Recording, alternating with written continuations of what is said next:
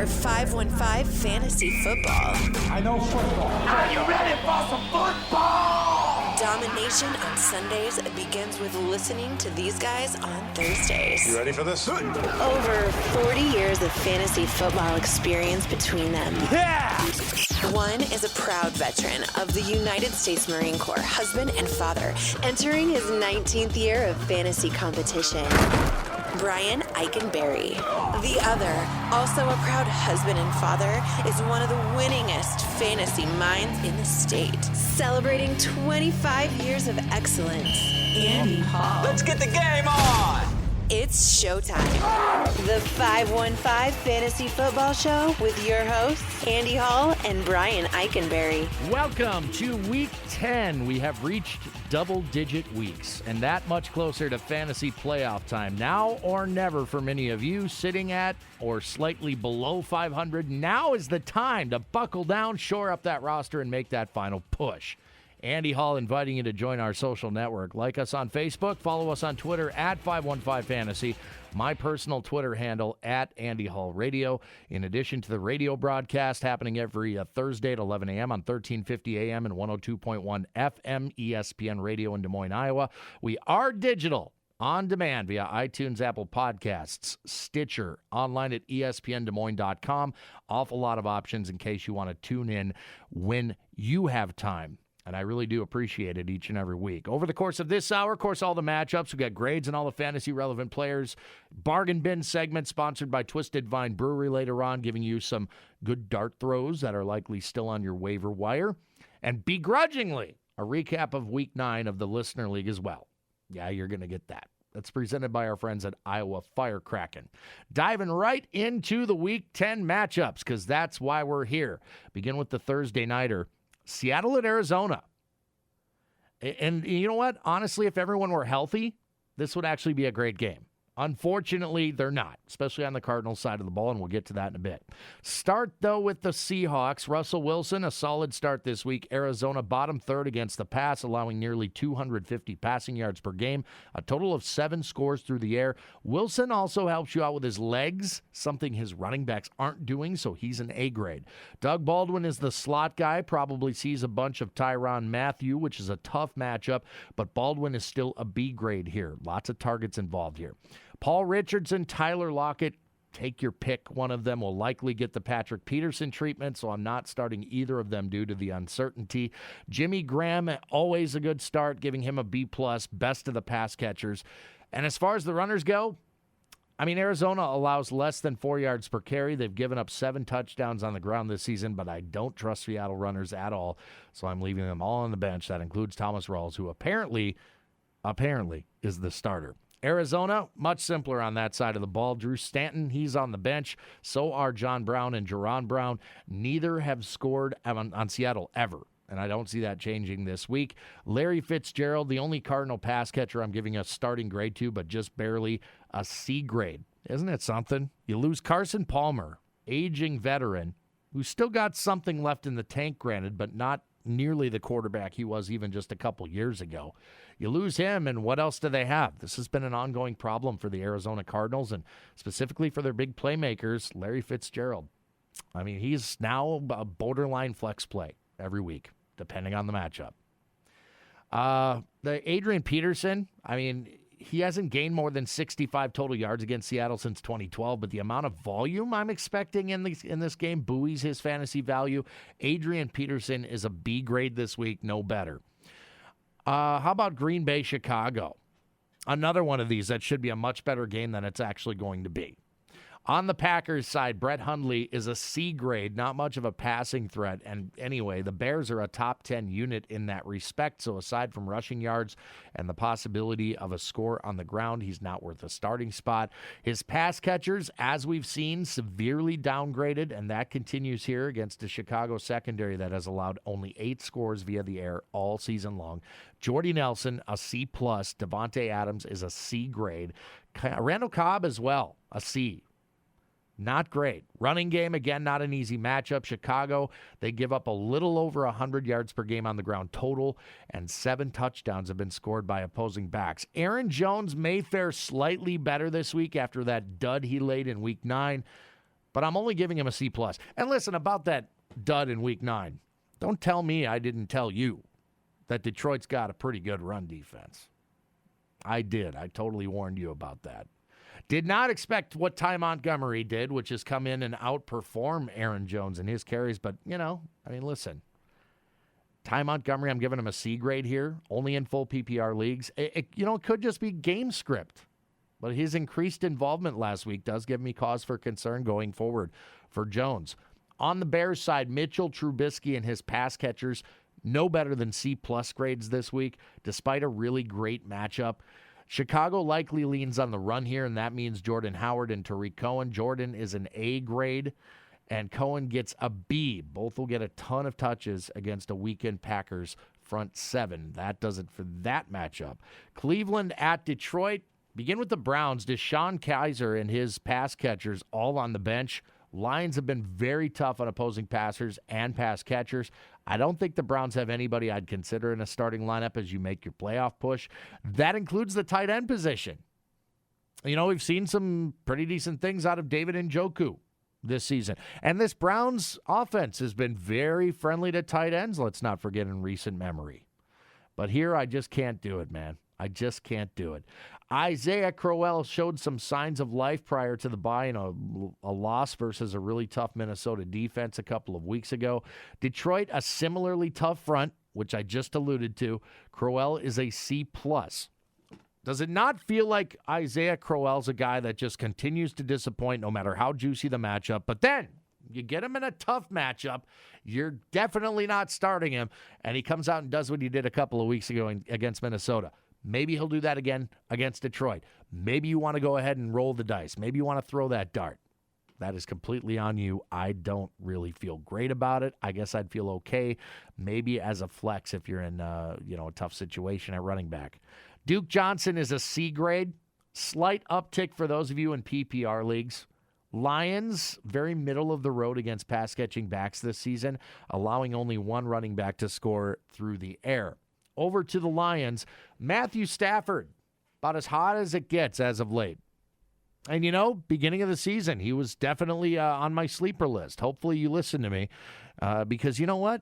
There was a lot of talk about Matthew Stafford coming into the season and that little slump he had near the end of last season. You know what that was? That was an injury. He was playing through injury. This season, he's been healthy. And you know what? I'm a healthy Matthew Stafford. I'll take it all day long. You heard me, talk about it in the preseason shows. Matthew Stafford has been trending up and up and up for the past 4 seasons in terms of his fantasy finishes. He's an A grade. Part of the reason is the fact that Cleveland are really good against the run, in case you haven't noticed. Keeping both Amir Abdullah and Theo Riddick on the bench. Browns rank 3rd in yards allowed on the ground, less than 3 yards per carry. There aren't that many teams in the league that can boast of that statistic. That leads the league, actually, for Cleveland. Pass catchers I do like. Golden Tate, an A grade, especially in PPR leagues. Plenty to love about his game right now. Marvin Jones, I'm also giving him an A grade. Who's been hotter than Marvin Jones? Maybe it's just that Packers matchup. I got a little static from one of our listeners last week about quoting historical matchups and historically how players have fared in head-to-head matchups against certain teams. There's a reason I do that. It's an immeasurable thing. Marvin Jones performs against Green Bay, no matter where it is. We saw him do it in Green Bay last week. Last season, he did it as well, torched the Packers. Some guys just have other teams' numbers. That's why I tell you things like that. Anyway, Marvin Jones, another great start this week. He's the main deep threat, of course. The Browns have shown they can be beaten deep. Even giving Eric Ebron a C+ this week. Browns allow the 3rd most fantasy points per game to opposing tight ends. 6 tight end touchdowns have been scored against Cleveland, I should say. Hopefully it'll be Ebron, not Fells, down deep in the red zone if given the opportunity. Pittsburgh at Indy, final matchup of this segment. Start with the Steelers. Big Ben Roethlisberger facing the league's bottom-ranked pass defense in terms of yards allowed. The Colts have given up 13 passing scores on the season. If this were a home game, Ben's an A grade. It is a dome game. It's indoors. And, you kind of have to choose your spot here unless you think they're going to put up like 50 points. Is it going to be a Ben Antonio Brown game or is it going to be a Le'Veon Bell game? That is the question. I'm not tempering Ben that much despite the road game. Instead of the A, he's an A- this week. Still worthy of a starting spot, of course. You're going to want him in your lineup this week. Antonio Brown, I'm giving him an A. He's Antonio Brown. Juju Smith-Schuster is a B. And Martavis Bryant, reportedly been running with the ones this week in practice, but I can only muster a C grade at best for him. Not sure who to trust, if any, tight ends this week, so they're on the bench. But Le'Veon Bell, he's an A grade. You're starting him anyway. Indy has allowed the 7th most rushing yards, the 3rd most receiving yards to opposing backs, and the most rushing touchdowns in the league. Le'Veon Bell, elite. For the Colts, we all know the deal with this Steelers defense. Great against the pass, not that much against the run. For those reasons, Jacoby Brissett no better than a C grade. Pittsburgh ranks 2nd in the league against the pass, and that means T.Y. Hilton, who exploded for 2 scores in Week 9, not a great option here. Giving him a C+. Jack Doyle, provided the massive volume and targets continue here, is a B-. Running game, Marlon Mack continues to emerge and eat into Frank Gore's workload. Steelers have allowed 6 rushing scores on the season, but typically do a very good job defending pass-catching backs. Mack is a C+ this week with some scoring upside. Gore is no better than a desperation C. I really don't see him in the end zone against this Steelers front 7. That'll do it for segment number 1. Plenty still to come as we break down all the Week 10 matchups, give you grades on all the fantasy-relevant players. Again, a little later on in the show, bargain bin picks coming your way, Listener League recap, and much more. You are listening to 515 Fantasy Football on 1350 AM ESPN Radio. This is the 515 Fantasy Football Show, heard each and every Thursday on 1350 AM and 102.1 FM ESPN Radio, Des Moines, Iowa. Also available digitally on iTunes, Apple Podcasts. We're on Stitcher. We're online at espndesmoines.com where you can listen as well. Thank you for giving us some of your time this week as we break down all the Week 10 matchups for you. Next, the Los Angeles Chargers, the Jacksonville Jaguars in sunny Florida. First, the Chargers. I hate every single aspect of this passing game in Week 10. No matter who the Jags are facing, I hate the other passing game. Phillip Rivers taking on one of the most dominant pass defenses we've ever seen. They are on pace, the Jaguars, to be the most stingy pass defense the league has ever seen, like record-setting. I'm finding a better option this week. The only pass catchers I have a mild interest in are the tight ends.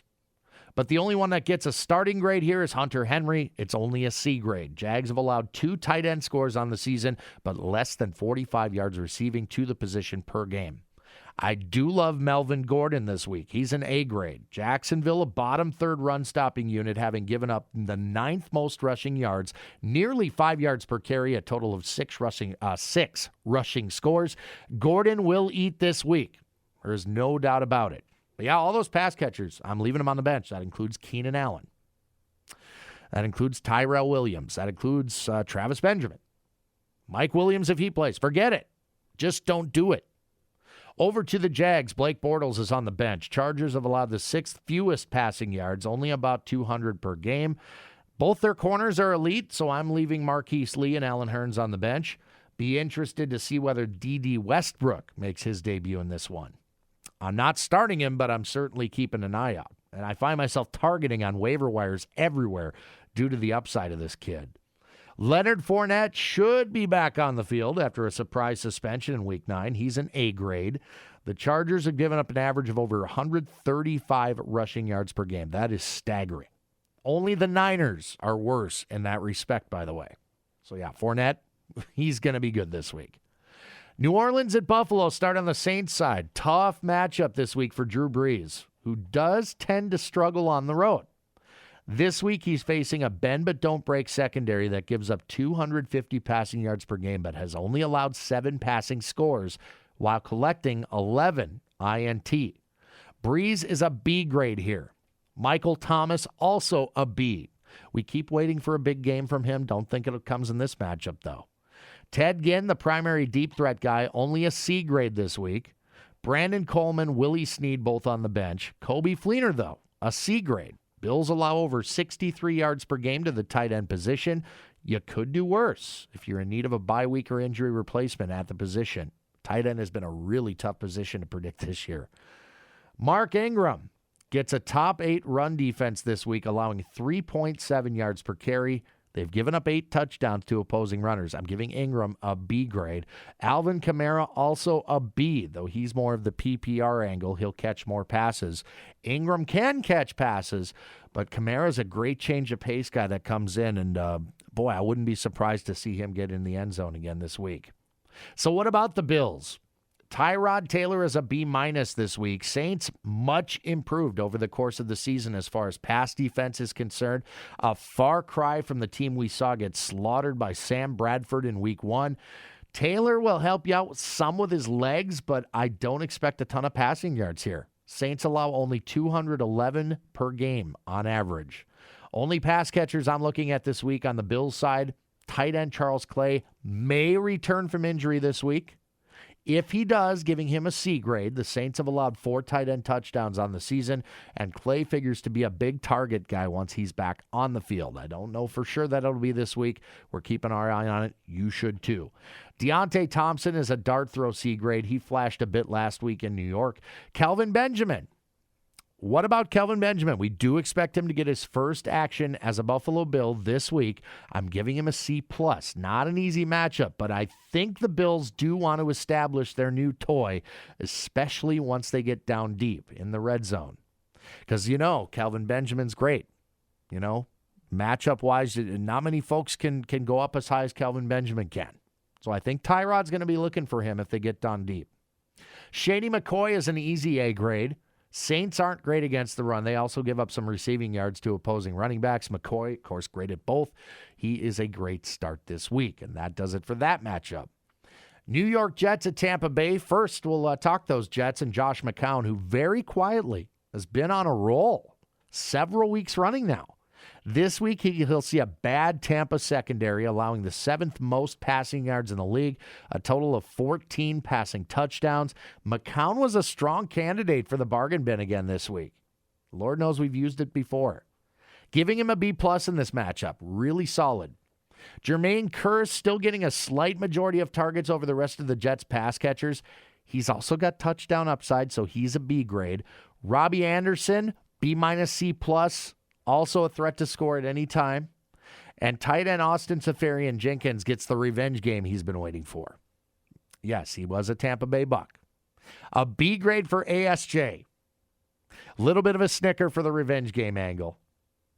The runners, last week made me have to reevaluate a guy like Matt Forte, who obviously still has something left in the tank. And as long as he's healthy, he's a factor in this offense. A C+ for Forte. A C grade for Bilal Powell. Tough to trust either one, really, but hard to ignore, considering it's a really good matchup. Both are worth look at flex, all right? For Tampa, with Jameis Winston already ruled out, it's Ryan Fitzpatrick, who I will be covering in depth later on in the show. Also out this week, wide receiver Mike Evans, so a slight uptick for Deshaun Jackson. Jets have allowed the most passing touchdowns in the league with 19. I'll tell you what. Adam Humphries.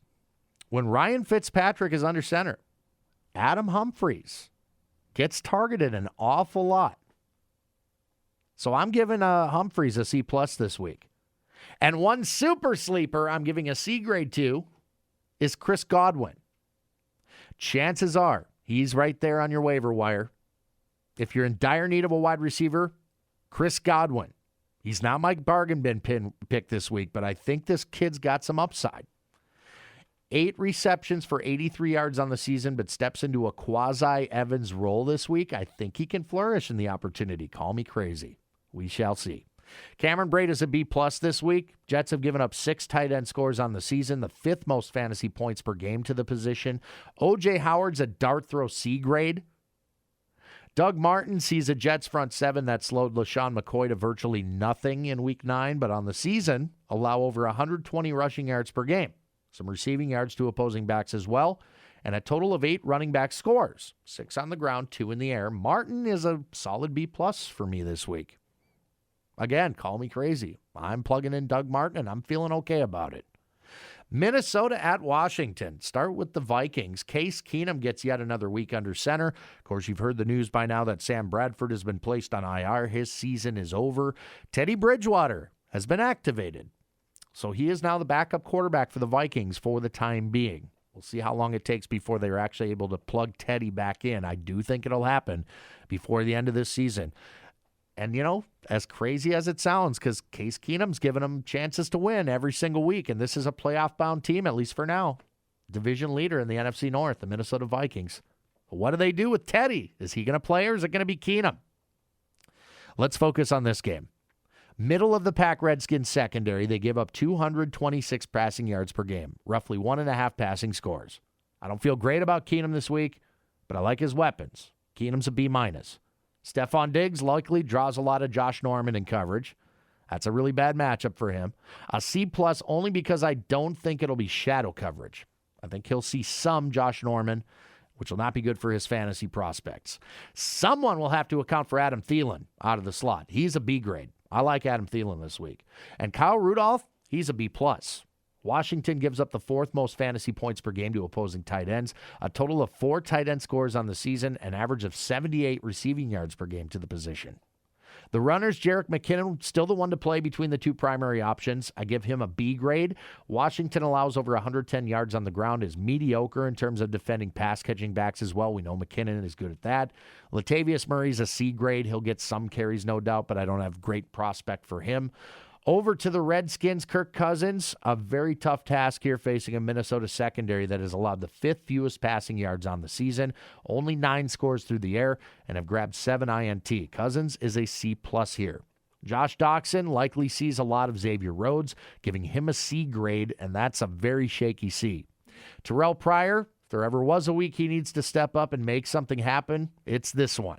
Again, only a C grade, but if he draws the Trey Waynes, Terrence Newman side of coverage, he could see an uptick in targets. Terrell Pryor could show up this week.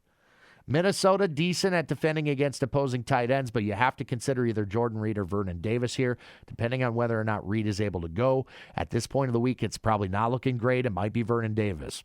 Rob Kelly, he's on the bench. I think the Crowell game a couple weeks back was an anomaly against these Vikings. Coming off a bye, well-rested, mostly injury-free on the defensive side. They are nasty against the run. Chris Thompson is only a C+ this week. Vikings are also pretty good against pass-catching backs. Cincinnati at Tennessee, one final matchup in this segment. Begin with the Bengals. Andy Dalton, a B grade here. A much more favorable matchup than last week's grinder versus Jacksonville. Titans, a very mediocre pass defense for that reason. A.J. Green is an A grade. Tennessee giving up a ton of fantasy production to opposing number 1 wide receivers. Brandon LaFell also in play here. A C-grade flex-type play if you need a guy that'll get some targets. Tight end Tyler Kroft, a C+, facing a Titans team that has allowed 2 tight end scores on the season. An average of over 55 receiving yards per game to the position. You could do worse. Joe Mixon, a tough task this week. Tennessee very good against opposing runners, allowing just over 3.5 yards per carry. Only 3 touchdowns have been scored on the ground on them all season. Mixon is a C grade. Not interested in anyone else in that Bengals backfield. For the Titans, yet another awful matchup for Marcus Mariota, a C+ this week against a Bengals secondary that has allowed the 4th fewest passing yards in the league, less than 200 per game. They've given up 10 passing scores, so all hope is not lost. But I think Tennessee relies more on their running game, which I'll get to here in a second. Pass catchers, I am considering Rashard Matthews on volume alone here, though only a C grade. Rookie Corey Davis, also a guy you might consider in the flex spot, again, only a C grade.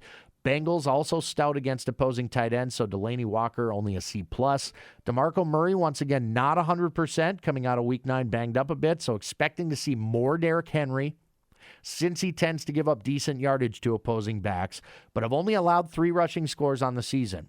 There's reason to downgrade Murray if he goes only a C grade. Henry is a B grade. He's a B- if Murray gives it a go. Keep your eye on that situation as we move forward in week number 10. More matchups to break down. We got plenty still to come, and I do appreciate you listening as always. This is the 515 Fantasy Football Show. You're hearing me on 1350 AM ESPN Radio. You are listening to the 515 Fantasy Football Show, heard each and every Thursday at 11 a.m. on 1350 a.m. and 102.1 FM ESPN Radio, Des Moines, Iowa. Available digitally, of course, on iTunes, Stitcher, and several other spots. Our online home is espndesmoines.com, and by Thursday afternoon, you can listen to the show there on demand. Always appreciate you listening to the show as I continue to break down Week 10 matchups. A quick reminder to like us on Facebook, 515 Fantasy Football. On Twitter, at 515 Fantasy. We're very good about answering questions leading up to kickoffs. Whether it's start, sit, you got trade questions, whatever you got, I'm more than happy to help you out there. And my personal Twitter handle, at Andy Hall Radio, in case you want to branch out and talk about some other things. I do have lots of interests, you know. All right, so we have another group of matchups here to break down for Week 10. Houston at the LA Rams. First, the Texans. The obvious, Tom Savage, he's on the bench. Even if he wasn't Tom Savage, this isn't a great matchup for the Houston passing game. DeAndre Hopkins still seeing a ton of targets, so he's a B grade. Will Fuller, only a C. The loss of Deshaun Watson was pretty earth-shattering for this team, particularly the passing game and specifically Will Fuller, who might not reach the end zone the rest of the season. Running game, week to week, there are spots I actually like Lamar Miller, and this is one of those. The Rams allow over 120 rushing yards per game, 4.6 yards per carry. They've given up 8 running back scores on the ground this season, 2 via the air as well. A total of 10 running back scores on the season against these Rams. Miller can do both. He's a B+. Why not an A? Game script clearly doesn't favor Houston in this matchup. Rams have the ability to jump up early and big, as they've already done several times this season. That's not great for Lamar Miller. All right, over to the Rams. The second best team in the NFC, if you ask me. Philly being the clear-cut front runner at this point. The Rams are second in my power rankings here in Week 10. How about that? Jared Goff, another great start here, facing a Texans defense allowing 243 passing yards per game. That has allowed 16 passing scores on the season. Excellent matchup for Goff and his pass catchers. Hopefully you listened to me last week and took him as your bargain bin pick, because he was awesome. Sammy Watkins is a B+. He has scored each and every time he's faced these Texans going back to 2014. Remember what I said earlier about some guys just have some team's number? It would feel at this point like Sammy Watkins has the Texans' number. So he's a B+. Robert Woods is a B grade, a B+ if you're PPR. A little uptick there for Robert Woods because he does get targets a lot. Tyler Higbee was my bargain bin pass catcher in Week 9 to pair with Jared Goff. He scored a touchdown. Didn't do much else, but scored. Another good matchup here against Houston, allowing the 7th most fantasy points per game to the position. Higbee is a B- with some upside, even if the target share isn't massive. Todd Gurley, you're not sitting, that's for sure. Just don't expect last week's output against a relatively tough Texans front seven. Gurley is a B grade this week. Dallas at Atlanta. What a mess on the Cowboys side. Everything depends on the status of Ezekiel Elliott and Des Bryant, actually, for Week 10. Elliott plays, Dak Prescott is rolling. I mean, he's been on fire anyway, right? Atlanta have a very solid secondary, specifically Desmond Trufant, but they've allowed the 8th fewest passing yards on the season, a total of 11 passing scores. No Zeke, Dak gets an A-. With Zeke, slight decrease, B+. I like him either way. Feel free to plug in Dak Prescott and feel good about it. Pass catchers, Des Bryant. He's banged up. He's got the ankle injury. I don't know how severe it is. Does he play this week? I don't know. At this point, all I've heard is that he hasn't been practicing, or at least a limited participant in practice. That's not a good sign. But I do think if he plays, he's going to move around enough to avoid Trufant. And I actually like him in this matchup despite the ankle. So I give him a B grade, but only if he's active. Pay close attention come Sunday. Cole Beasley, totally called that last week, didn't I? Slot guys and pass-catching running backs kill these Falcons. Beasley is a B grade if Zeke is out. More like a C+, B- grade if he plays. Jason Witten, I'm just going to leave him on the bench. Atlanta, they're pretty elite against the tight end position on the season. Zeke is an easy A grade if he plays. If not, I expect a lot of Alfred Morris, who I would give a B grade to. Nobody else worth mentioning on the Cowboys side. It is worth mentioning, however, that as we get later on in the week here, we're going to know whether or not Zeke's going to play. Gets later in the week, they can't make that decision that close to kickoffs on Sunday. So at this point of the week, although he's sitting out some practice time here and there, I feel good about Zeke's chances to play this week at this moment. That could change at any time. For the Falcons, great spot for Matt Ryan and his pass catchers. Ryan's a B+, only because I think Atlanta's going to be able to get its running game going against this Cowboys defense as well. Julio Jones, a B+. Fingers crossed he steps up and has the kind of fantasy day he's perfectly capable of. Mohamed Sanu, a C+ with some scoring upside as we've seen recently. Man, I tell you what, if Julio Jones drops another one of those in the end zone like he did last week, how painful was that? Austin Hooper, I'm not bothering with. Dallas has done a pretty good job all year against the tight end position. Now on to the running game. Devontae Freeman, who typically performs much better at home than on the road, is a B+. The Cowboys are top 12 in the league against the run. They've allowed only 4 rushing scores, but I see Freeman getting it going in the friendly confines here. He runs the ball, he catches the ball. He'll do both. Tevin Coleman, a C grade. He's just getting the sloppy seconds at this point. Yes, he scores a touchdown every now and again, but you just can't count on it. You know, I know guys that are in spots that have to start Tevin Coleman this week. It's not the worst thing in the world. But if you have better options, guys you know are going to be getting the ball, and, you know, let's face it, we don't know week to week what the percentage is going to be for Tevin Coleman. So, again, a C grade. New York Giants at San Francisco, 2 of the league's absolute worst teams, also happen to possess the worst defenses the NFL has to offer. Imagine that. On the Giants side, Eli Manning is a B grade. Since the Niners are so bad against the run, they won't have to pass all that much, the Giants. But this is still a very positive matchup for Eli and his pass catchers. Trouble is predicting who. Aside from Sterling Shepard, who's a B grade this week, and tight end Evan Engram, who's been a top 5 tight end the last several weeks, if you haven't noticed, Evan Engram is a B+ this week. Let the volume continue for those two. I'm not interested in any of the other guys. Orleans Darkwa is the runner you want. Got some interesting intel to share with you in regards to him coming up later in the show. For the record, Darkwa is a B+ this week, in my opinion. On the Niners side, looking like another week of C.J. Beathard, who I can't advocate starting despite an otherwise very positive matchup. We just saw Jared Goff go for over 304 touchdowns last week against this secondary. But it's C.J. Beathard. Unless you're in a 2-quarterback superflex league, you're probably not starting him. Garcon out, Kittle out. Who's left? Marquise Goodwin? We'll talk about him a little later on in the show. Aldrick Robinson, really? No. You're better off avoiding most of this passing game. Carlos Hyde, though, I am starting. Giants have allowed the 8th most rushing yards in the league. Only 4 scores, but they are susceptible to pass-catching backs, and Hyde most certainly will be involved in that respect. I'm not going as deep as Matt Breida. I'm also not starting Garrett Selleck. Garrett Selleck, by the way, is the starting tight end this week for the Niners. Finally, last matchup of this segment, the Sunday Nighter. New England at Denver. Begin with the Patriots, who get an elite Broncos pass defense in Denver. Typically not an easy matchup, right? Tom Brady, you're almost always starting, but he's only a B grade this week. His options will be limited.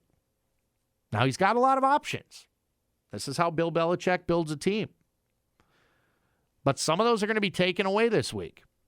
Brandon Cooks, Danny Amendola, no better than C grades, respectfully. Going up against Aqib Talib and Chris Harris, both of whom are absolute fantasy killers. I think Cooks locks on to Aqib Talib quite a bit.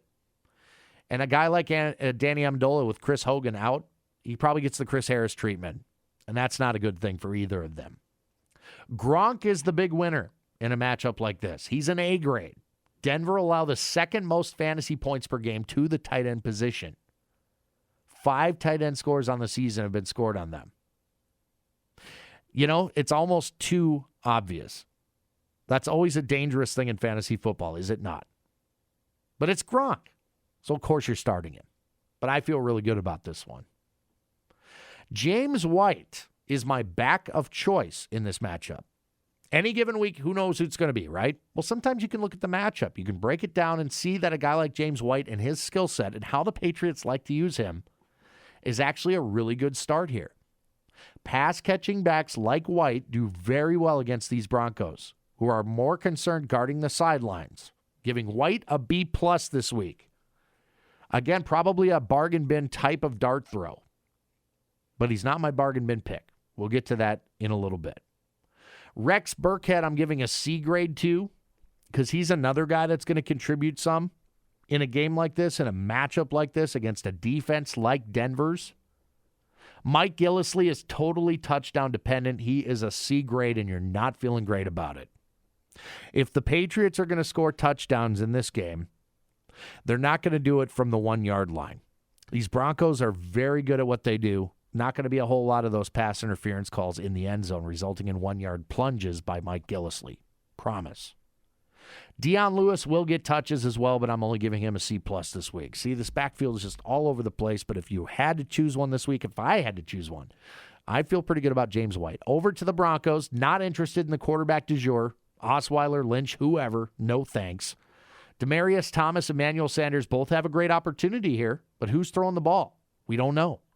B- for Thomas this week, C+ for Sanders. Both are flex-worthy options, but I'm not feeling great. Not bothering at A.J. Derby, though I do think he's targeted a bunch in this game. Running game, a mess. Devontae Booker continues eating into C.J. Anderson's workload, plus he's getting nearly 100% of red zone carries. Booker is a C+ with some upside. Probably on your waiver wire. Grab him. Anderson, a C grade. He's been pathetic. Jamal Charles also is a C grade, but only in PPR leagues. Got the Monday Nighter still to break down, and we're also going to break down Week 9, what happened, especially with my team, in the Listener League. That's all next. Final segment of the 515 Fantasy Football Show on 1350 AM, ESPN Radio. Final segment of this edition of the 515 Fantasy Football Show on 1350 AM and 102.1 FM, ESPN Radio, Des Moines, Iowa. Again, you can catch the show digitally anytime you like on iTunes, Apple Podcasts. We're on Stitcher as well and online at espndesmoines.com. I'm Andy Hall. One final matchup. Here's the Monday Nighter. Miami at Carolina. First, the Dolphins. Dr. Jekyll or Mr. Hyde? Who is Jay Cutler in 2017? No matter what you think may be the answer to that hypothetical question, he's on the bench. I don't like the matchup. Carolina ranked 13th in yards, passing yards allowed on the season. They have given up 12 passing scores, but do we really want to rely on Jay Cutler to lead us down the home stretch of a fantasy regular season? We do not. His pass catchers do have some upside. Jarvis Landry, a solid B grade. B+ if you're in a PPR league. Devontae Parker, only a C grade. He's been very up and down, but of course has that scoring potential. Not bothering with Kenny Stills now that Parker's back on the field. Julius Thomas almost looked like the Julius Thomas of old in Week 9. He's back on the radar as a C-grade option at the tight end position. Panthers have allowed 4 tight end scores this season. As far as the running back stable there goes, pretty even split there. Kenyon Drake looked more fresh than Damian Williams, but Carolina pretty elite against the run. So neither guy better than a C grade for me this week. Take your pick. On the Panthers side, this will be a Cam Newton game. Miami, very mediocre pass defense, and they also will be trying to stop Cam from beating them with his legs. Not many defenses have been able to figure that out as long as Cam Newton's been in this league. I give him an A grade this week. He'll get it done both ways. Not that anybody will be watching aside from fantasy folks. What a terrible primetime game, right? Receivers, Devin Funchess, a B+, Russell Shepard, a C. Greg Olsen getting ever so closer to returning to the field. Not this week, but if you notice nobody's picked him up and he's on your waiver wire, now is the time to pick him up. Christian McCaffrey is the back you want to start. B grade for CMC this week because he can beat you 2 ways. J. Stu on the bench. Miami are very good against the run. Top 5, in fact, in that respect. Time for the Bargain Bin segment, sponsored by our friends at Twisted Vine Brewing Company on Westtown Parkway in West Des Moines. Find them online at twistedvinebrewery.com. They have 30 beers on tap, 25 of those brewed on site. They've got wine there, they've got pizza, and a bunch of other great stuff, and TVs everywhere, too, which is really great on Sundays. You can go out and watch the NFL or on the Red Zone channel out there at Twisted Vine Brewery. Bargain bin picks, these are guys that are typically available on most waiver wires. You can plug them right in and expect a decent amount of fantasy production from them, whether you're dealing with bye weeks, injuries, or whatever. These are guys you can count on. Trust me. Do you trust me? I've been pretty good at this year, I got to say. Quarterback position is Ryan Fitzpatrick. He's owned in 1% of Yahoo Fantasy Leagues prior to the most recent waiver period. Assume that's gone up at this point. The artist formerly known as Fitzmagic faces his former team, the New York Jets, who have surrendered the league's most touchdown passes. That's 19. And the 9th most passing yards, roughly 234 a game. Aside from the obvious revenge game narrative, there are reasons to believe Fitzpatrick may be a great streamer option this week. For one, he's got some elite options to throw to in the passing game, even without Mike Evans, who's facing suspension this week. There's the two talented tight ends, Deshaun Jackson, Doug Martin out of the backfield. Secondly, he's only one season removed from a 3,900-plus yard passing season, 31 touchdowns back in 2015. And third, in the one game he did see extended action in 2017 back in Week 6 against Arizona, he threw for 290 yards and 3 scores against Arizona. Plenty of reasons to feel good about plugging in Ryan Fitzpatrick as your quarterback this week. Running back, I got Orleans Darkwa, who has emerged as the Giants' lead back, having more than doubled the touches Wayne Gallman and Shane Vereen have received the past several games now since Paul Perkins went down with injury.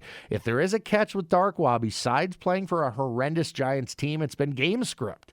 Typically, his touches plummet when his team gets down big, which has been the case quite a bit here in 2017. Fortunately, that shouldn't be an issue this week, facing a Niners team that has virtually no chance to put up big points early. San Fran's defense ranks at the very bottom in terms of rushing yards allowed. They've also given up the second most rushing scores on the season with 9. There's plenty to love about a dart throw on Darkwa here, who might still be available on your waiver wire, and I expect about 20 touches from this week.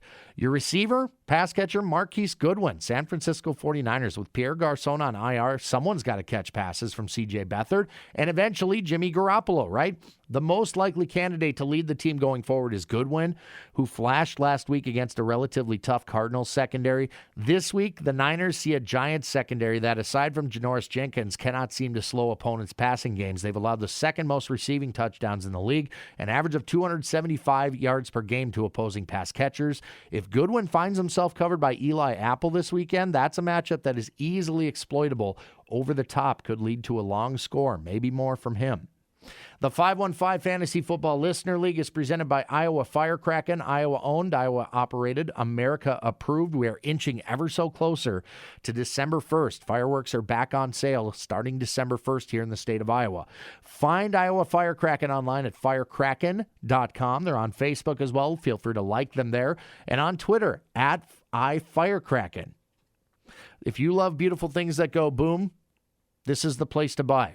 2 locations in the state of Iowa, including one here in central Iowa in Windsor Heights. Maddie and the crew do a wonderful job, and they're all big fantasy football guys as well. So we love to support local businesses. We appreciate both Twisted Vine Brewery and Iowa Firecracken being on board with us. A quick recap of Week 9 of the Listener League. I really don't want to get into it this week because I'm in a bad mood about it. My squad took a big fat poop down its legs this week, falling to Free Willy Guy, 100.62 to 72.68. Willie stays in the 3 slot for now. Congratulations on the big win, pal. Brian's team in contention for lovable loser at this point. His losing streak continues, having been taken down by Petty and the Jets, 97.56 to 72.94. Brian, my man, the hell's happening with your team, pal? I wish he was here right now so I could tell him to his face how terrible his fantasy team is in this league.